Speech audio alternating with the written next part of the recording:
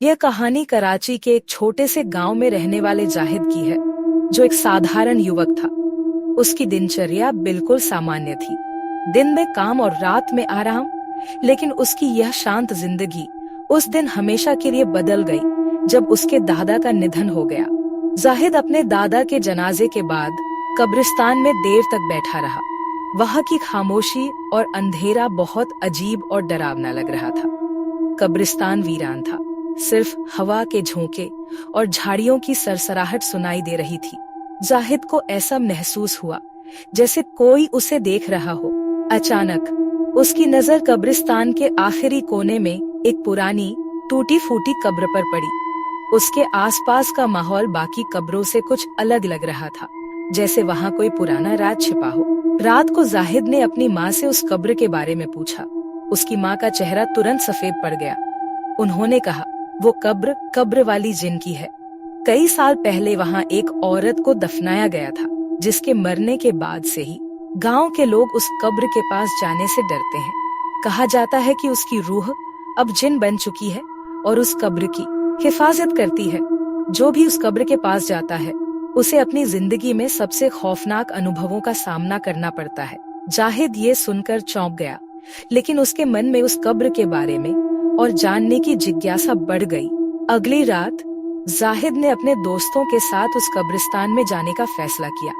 उसके दोस्त इस बात को महज एक कहानी मान रहे थे और उन्हें कोई डर नहीं था।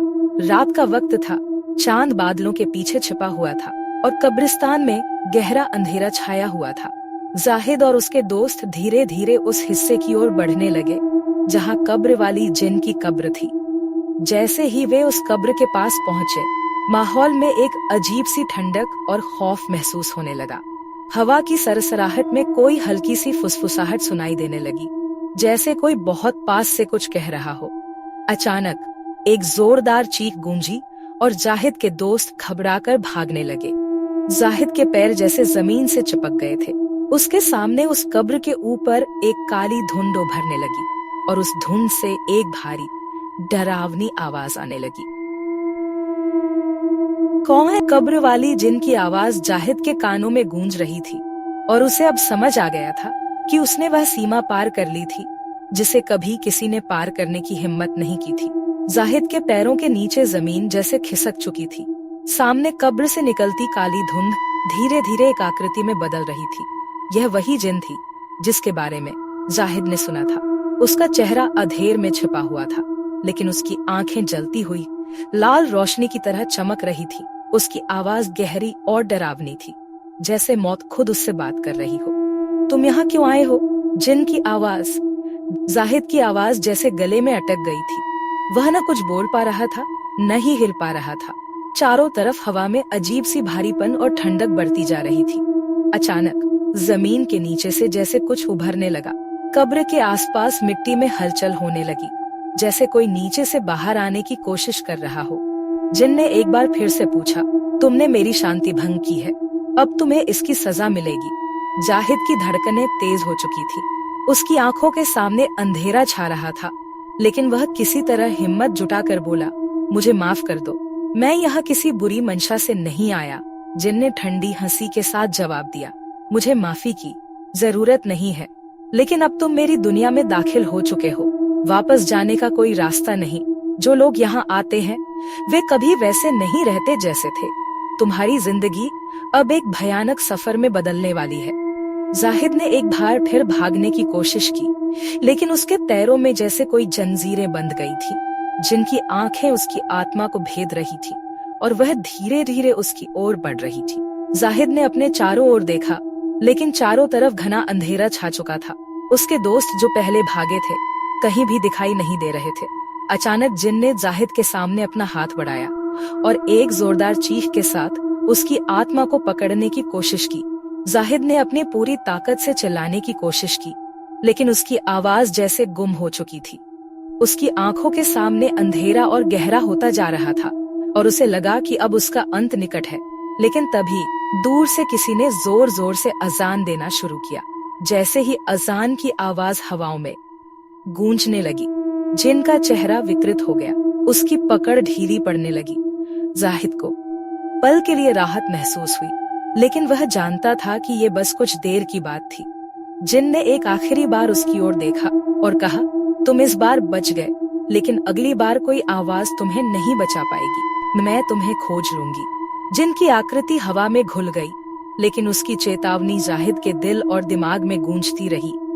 जाहिद जैसे तैसे अपने पैरों पर खड़ा हुआ और भागते हुए कब्रिस्तान से बाहर निकल गया। जब वह अपने घर पहुंचा तो उसका पूरा शरीर पसीने से तरबतर था। उसकी माँ ने उसके चेहरे की हालत देखकर घबराहट से पूछा, क्या हुआ जाहिद, तुम्हारा चेहरा इतना सफेद क्यों हो गया है? जाहिद कुछ भी बोल नहीं सका।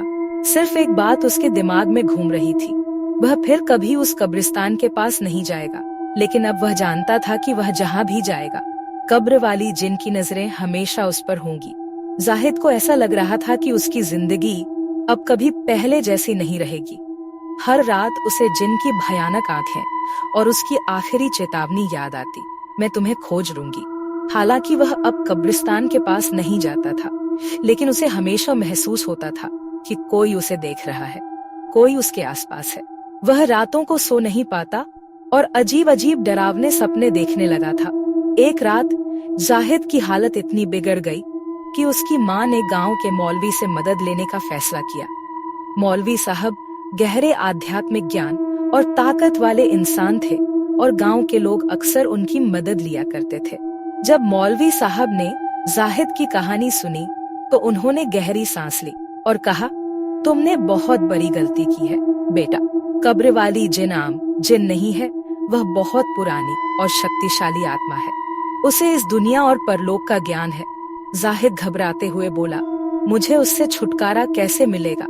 मौलवी साहब ने उसकी ओर देखा और कहा, इसे हल्के में मत लो। इस जिन से निपटने के लिए हमें बहुत ही सावधानी और ताकत की जरूरत होगी। कल रात तुम्हें मेरे साथ उस कब्रिस्तान में जाना होगा। तुम्हें अपनी हिम्मत बनाए रखनी होगी, क्योंकि ये तुम्हारी आखिरी लड़ाई हो सकती है। अगली रात जाहिद और मौलवी साहब कब्रिस्तान की तरफ चल पड़े। जाहिद के दिल की धड़कनें तेज हो रही थी, लेकिन वह जानता था कि अब वापस लौटने का कोई रास्ता नहीं है। जब वे कब्रिस्तान के अंदर पहुंचे, मौलवी साहब ने कुरान की आयतें पढ़नी शुरू कर दी और माहौल में जैसे ही वे कब्र वाली जिन की कब्र के पास पहुंचे, धुंध फिर से उठने लगी। जिन की आंखें कब्र के ऊपर फिर से चमकने लगी और उसकी गहरी डरावनी आवाज हवा में गूंज उठी, तुम फिर आ गए हो। मैंने तुम्हें चेतावनी दी थी, अब कोई तुम्हें नहीं बचा सकता। मौलवी साहब ने अपनी आवाज में ताकत लाते हुए कहा, अल्लाह के हुक्म से तुझे यहाँ से हमेशा के लिए जाना होगा। इस दुनिया में तेरा कोई स्थान नहीं है। उन्होंने अपने हाथ में एक ताबीज निकाला और जमीन पर रखकर उस पर कुरान की आयतें पढ़ते रहे। आयतों के पढ़ते ही जिनकी चीखें तेज हो गईं। वह जाहिद की ओर बढ़ने की कोशिश कर रही थी, लेकिन मौलवी साहब की पढ़ाई उसे रोक रही थी। जिनकी शक्ल और भी भयावह हो गई। वह जमीन से उठी और एक तूफानी हवा की तरह जाहिद के चारों ओर घूमने लगी। तुम मुझे हरा नहीं सकते, मैं यहाँ सदियों से हूँ और कोई ताकत मुझे रोक नहीं सकती, वह चिल्लाई। मौलवी साहब ने ताबीज को उठाकर जाहिद के हाथ में दिया और कहा, इसे मजबूती से पकड़ो और अल्लाह पर यकीन रखो, यही उम्मीद। जाहिद ने ताबीज को मजबूती से पकड़ लिया। तभी जिन ने एक आखिरी बार जोर से चीख मारी और उसकी काली धुंध हवा में बिखरने लगी। उसकी आवाज गूंजते हुए बोली, तुम्हें जीतने की खुशी ज्यादा देर नहीं टिकेगी। मैं वापस आऊंगी, मैं हमेशा लौटती हूँ। जिनकी धुंध धीरे धीरे गायब हो गई और कब्रिस्तान एक बार फिर से शांत हो गया।